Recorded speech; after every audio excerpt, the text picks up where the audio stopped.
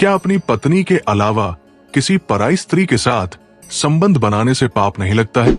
चलिए जानते हैं इसी सवाल का जवाब एक कथा के माध्यम से। हिंदू धर्म में पति पत्नी के रिश्ते को एक पवित्र बंधन माना जाता है, जिसकी अपनी मर्यादा होती है। पति पत्नी में से अगर कोई एक व्यक्ति भी इस मर्यादा को पार करता है तो उसे पाप लगता है। इसके अलावा स्वर्ग लोक में मौजूद उसके पूर्वज भी उससे नाराज हो जाते हैं। शास्त्रों में बताया गया है कि शादीशुदा व्यक्ति को केवल अपनी पत्नी के साथ शारीरिक संबंध बनाने चाहिए। अगर व्यक्ति किसी पराई स्त्री के साथ संबंध बनाता है तो उसे पाप लगता है। लेकिन आज हम आपको शास्त्रों में बताई गई एक कथा के माध्यम से उस एक परिस्थिति के बारे में बताने जा रहे हैं, जिसके अनुसार व्यक्ति अपनी पत्नी के अलावा भी केवल एक स्त्री से संबंध बना सकता है। देवर्षि नारद मुनि एक बार मृत्यु के देवता यमराज के पास गए और उनसे कहा कि हे आज मैं आपके पास एक सवाल लेकर आया हूं कि शास्त्रों के अनुसार एक पुरुष को केवल एक स्त्री के साथ शादी करनी चाहिए और उससे ही संबंध बनाने चाहिए। लेकिन आपने देखा होगा कि कुछ लोग अनेक विवाह करते हैं और अनेक स्त्रियों के साथ संबंध बनाते हैं। तो क्या ये पाप है? क्या इसकी वजह से उस व्यक्ति को मरने के बाद नरक में जाना पड़ता है? इस पर शास्त्र क्या कहते हैं? कृपया मेरे इस प्रश्न का उत्तर दीजिए।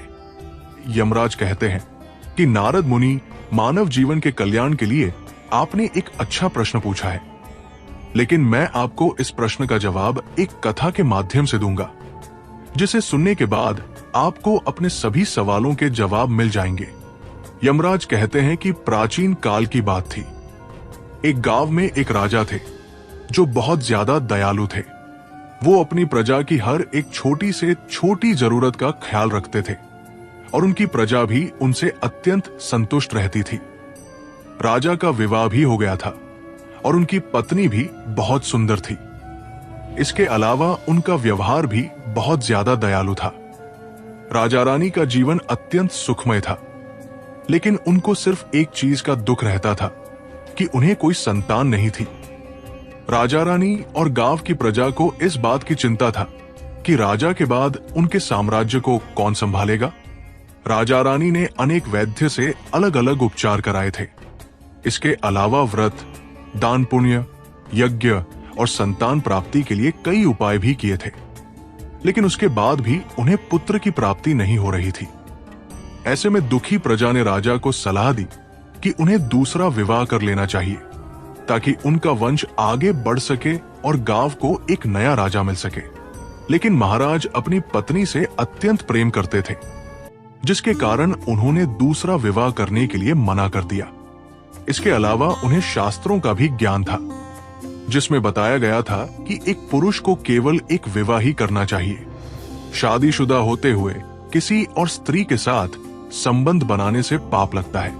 जब महाराज नहीं माने तो तब प्रजा रानी के पास गई और उन्होंने उनसे निवेदन किया कि वो महाराज को समझाएं कि वो दूसरा विवाह कर लें, क्योंकि भविष्य में उनके साम्राज्य को एक राजा की जरूरत पड़ेगी।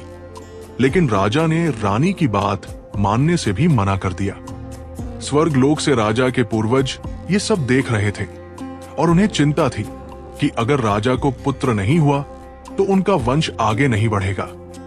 इसी भय के कारण सभी पूर्वज दुखी हो जाते हैं और एक दिन राजा के सपने में आते हैं। पूर्वज राजा से कहते हैं कि तुम्हारी वजह से हमारे कुल का नाश हो रहा है, इसलिए हम तुमसे बहुत नाराज हैं कि पुत्र हमारी मुक्ति का केवल एक ही उपाय है और वो है तुम्हारी संतान। जब तक तुम एक पुत्र को जन्म नहीं दोगे, हमारा क्रोध शांत नहीं होगा, क्योंकि हमारा संपूर्ण कुल नष्ट हो जाएगा। इसलिए हम तुमसे विनती करते हैं कि तुम दूसरा विवाह कर लो। लेकिन राजा अपने पूर्वजों की बात को भी इनकार कर देते हैं। जब राजा नहीं मानते हैं तो तब सभी पूर्वज यमराज के पास जाते हैं और उन्हें पूरी परिस्थिति के बारे में बताते हैं। पूर्वजों की विनती पर यमराज साधु का रूप धारण करके राजा के दरबार में जाते हैं। राजा साधु को देखकर अत्यंत खुश होता है और उन्हें भोजन कराता है और उनसे पूछता है कि आपके यहाँ आने की वजह क्या है। साधु राजा से कहते हैं कि मैं यमराज हूं, जो तुम्हारे पूर्वजों के कहने पर तुमसे मिलने आया हूं। कि तुमने अपने पूर्वजों को नाराज कर दिया है, जिसके कारण तुम्हारे कुल का विनाश हो जाएगा। मरने के बाद तुम्हारी दुर्गति होगी और तुम्हारी आत्मा को मोक्ष की प्राप्ति भी नहीं होगी। तुम्हारी आत्मा जीवन भर यहां वहां भटकती रहेगी। तब राज यमराज से कहते हैं कि मैं विवश हूं, क्योंकि शास्त्रों में बताया गया कि एक व्यक्ति को केवल एक बार ही विवाह करना चाहिए और उसे अपनी पत्नी के अलावा किसी पराई स्त्री के साथ शारीरिक संबंध नहीं बनाने चाहिए। ये सब जानते हुए अगर मैं दूसरा विवाह करता हूं तो मुझे पाप लगेगा। पाप का भागी बनने से अच्छा है कि मैं जीवन भर पुत्रहीन होकर रहूं। इसके बाद यमराज कहते हैं कि हे पुत्र, एक पुरुष दूसरा विवाह कर सकता है। शास्त्रों में भी बताया गया है कि अगर किसी पुरुष को पुत्र की प्राप्ति नहीं हो रही है और उसकी पत्नी उसे दूसरा विवाह करने की इजाजत देती है ताकि उन्हें संतान की प्राप्ति हो सके, तो इस परिस्थिति में व्यक्ति को पाप नहीं लगता है। यमराज की बात सुनकर राजा का मन प्रसन्न होता है और वो उनका आशीर्वाद लेकर अपनी पत्नी के पास जाता है। राजा अपनी पत्नी से दूसरा विवाह करने की अनुमति मांगता है। जब रानी राजा को दूसरा विवाह करने की इजाजत दे देती है तो वो शीघ्र ही दूसरा विवाह कर लेते हैं, जिससे उन्हें पुत्र की प्राप्ति होती है।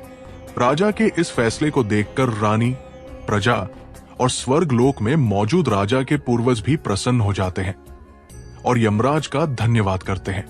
इस कथा के माध्यम से यमराज देवर्षि नारद मुनि को बताते हैं कि किस एक परिस्थिति में व्यक्ति दूसरा व्यवहार कर सकता है और उसे पाप भी नहीं लगता है।